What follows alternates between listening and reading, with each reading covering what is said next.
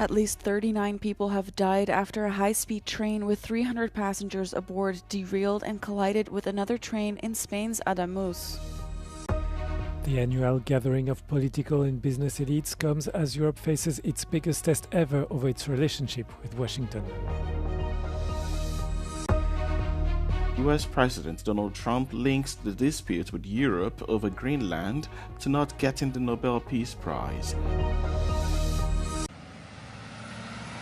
At least 39 people have died and many more have been injured after a high-speed train with 300 passengers aboard derailed and collided with another train in Spain's Ademuz. According to footage shared by the passengers, several carriages on the train could be seen severely damaged after the crash.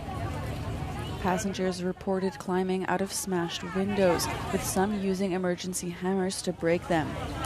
Spain's transport minister said early on Monday that the cause of the crash was unknown. He said the back part of the first train derailed and crashed into the head of the other train, knocking its first two carriages off the track and down a 4-meter slope.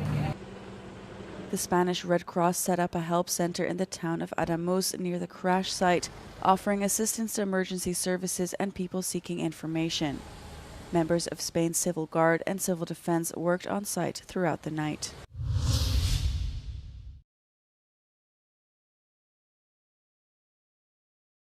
El último balance del accidente ferroviario ocurrido ayer a última hora del domingo deja un balance provisional por el momento de unos 39 muertos, 153 heridos, de los cuales 5 de ellos se encuentran en estado crítico. La gran mayoría están ahora mismo en el hospital de campaña situado en Ademuz, a unos 40 kilómetros al noreste de la capital cordobesa.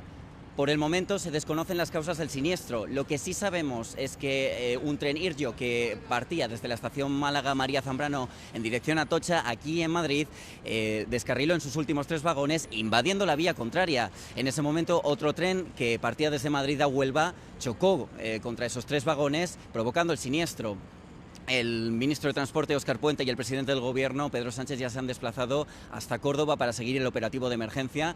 Puente aseguró ayer en un comunicado desde un dispositivo de emergencia instalado aquí en Atocha que las vías se habían revisado el pasado mes de mayo y que aparentemente estaban en buen estado. Además, en un comunicado en redes sociales, Iryo, la compañía italiana privada, ha asegurado que sus vagones se revisaron hace 5 días, es decir, el pasado 15 de enero, y que aparentemente también estaban en buen estado.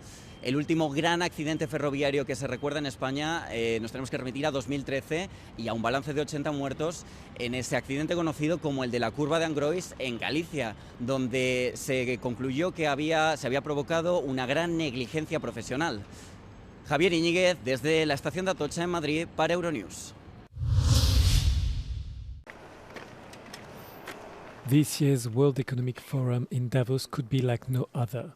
The annual gathering of political and business elites comes as Europe faces its biggest test ever over its relationship with Washington, its economic model, and its security architecture. All eyes are on the midweek as US President Donald Trump is expected to make his first appearance at the summit in 6 years, arriving amid tensions over his attempts to acquire Greenland, his tariff threats against European allies, and his military intervention in Venezuela. The series of moves has resulted in significant unease among Europe's leaders, who see the push to take control of the Arctic island as undermining the foundations of NATO. On Sunday, the UK, Denmark, Finland, France, Germany, the Netherlands, Norway and Sweden issued a joint statement saying Trump's actions over Greenland risk a dangerous downward spiral and undermine transatlantic relations. The gathering comes as Europe grapples with anemic economic growth, an ever-trigger-happy Moscow on its eastern border, and questions about the continent's ability to defend itself without full US security guarantees.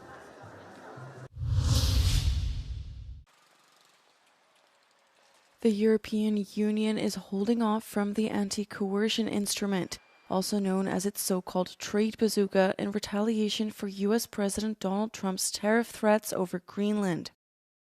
During an urgent meeting in Brussels on Sunday, EU leaders said they want to first prioritize dialogue and diplomacy with the US. The bazooka is a powerful tool adopted in 2023 that allows the EU to punish unfriendly countries for economic blackmail by limiting trade licenses and shutting off access to the single market.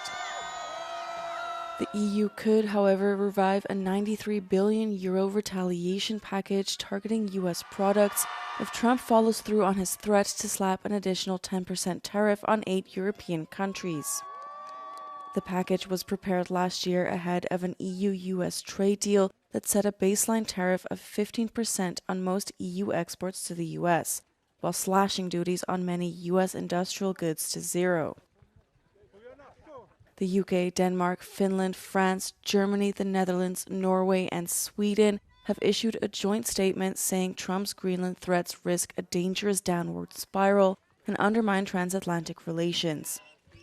European Council President Antonio Costa has convened an extraordinary summit of EU leaders in the coming days. US President Donald Trump told Norway's Prime Minister he no longer needed to think purely of peace after failing to win the Nobel Peace Prize in a message published on Monday. Trump, in the message, blamed Norwegian Prime Minister for not giving him the prize. Quote, "Considering your country decided not to give me the Nobel Peace Prize for having stopped 8 wars plus, I no longer feel an obligation to think purely of peace." End of quote. Trump said in the message to Norwegian Prime Minister Jonas Gahr Store. The authenticity of the message was confirmed by an unnamed diplomat in several media reports on Monday. The US president has long coveted the annual Peace Prize decided by the Norwegian Nobel Committee and not the government. Last week, Venezuela's opposition leader, Maria Corina Machado, gifted her Nobel Peace Prize medal to Trump at the White House. Ahead of Machado's visit to Washington, the Norwegian Nobel Institute, organizers of the prize, said in a statement that the Peace Prize cannot be withdrawn, transferred, or shared once it has been announced. Trump has often boasted about ending 8 wars, styling himself as the president of peace, and therefore deserving of the Nobel honor, but those claims have been largely exaggerated. Portugal's far-right presidential candidate André Ventura placed second in the country's presidential election on Sunday, securing a place in a runoff next month against centre-left Socialist Party candidate António José Seguro. Ventura's strong showing was another milestone in Europe's shift to the far right as populist parties have gained a hold on or edged closer to levels of power in recent years. With almost all votes counted, Seguro secured around 31% of the voting share, while André Ventura, leader of the Chega party, captured 24%. The two will face off in the second-round ballot between the two top candidates on 8 February. It was the best result for a socialist candidate since 2001. 9 other candidates ran in what was the most hotly contested presidential election ever in Portugal, but none came close to the 50% required for a first-round victory.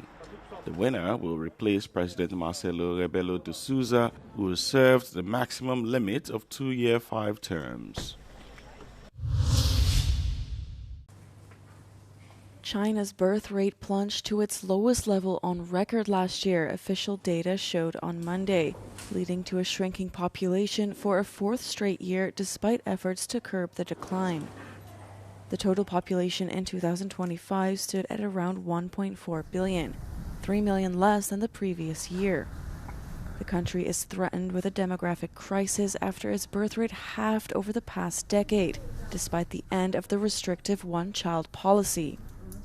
Marriage rates are also at a record low, with many young Chinese couples put off from having babies by high child-rearing costs and career concerns. Authorities have attempted to address the issue with a raft of measures, such as childcare subsidies, free public kindergartens, and increased taxes on contraception. Young people in China have largely shrugged off these measures, saying they are not enough to address the problem. Sentimental Value. A drama about an aging filmmaker and his estranged actor daughter was the talk of the night at this year's European Film Awards. It was closely followed by Surat, an existential road trip which tells the story of a father willing to venture into the Moroccan desert to find his daughter. The award for Best European Documentary went to Igor Besanovic's film O Morte, in which the Croatian filmmaker asked his local town to reenact their 16-month occupation at the hands of the dandy proto-fascist Gabriele D'Annunzio in 1919. Joaquin Trier's sentimental value has swept the board here in Berlin for the European Film Awards, winning the coveted Best European Film and several other prizes including acting awards, Best Director and Best Screenplay. The film now cements itself as the Europe's frontrunner for the Oscars come March. Elsewhere, Olivia Lach's Sirat has won several awards, and the main surprise of the evening is Jafar Panahi's Palme d'Or winner It Was Just an Accident, going home empty-handed.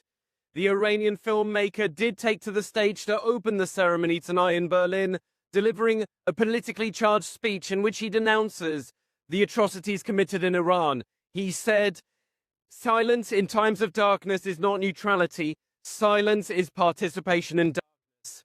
For Euronews Culture, David Moricond in Berlin.